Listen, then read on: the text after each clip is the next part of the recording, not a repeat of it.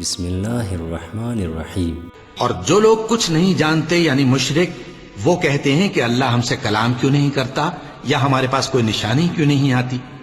اسی طرح جو لوگ ان سے پہلے تھے وہ بھی انہی کسی باتیں کیا کرتے تھے۔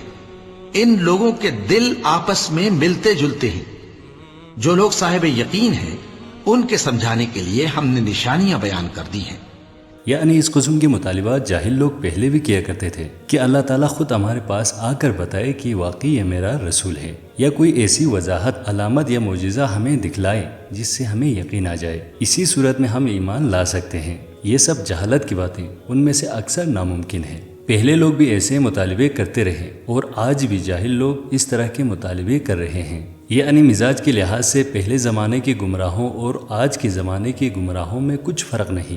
ایسے جاہل لوگ ایک ہی قسم کے اعتراضات اور مطالبات پیش کرتے رہتے ہیں، اور جن لوگوں نے ایمان لانا ہو ان کے لیے ہماری نشانیوں میں کوئی کمی نہیں۔ ایک ایک آیات پر ان کا ایمان پختہ سے پختہ تر ہوتا جاتا ہے، اور جو لوگ کفر پر اڑے رہنا چاہتے ہیں انہیں کوئی نشانی نظر نہیں آتی۔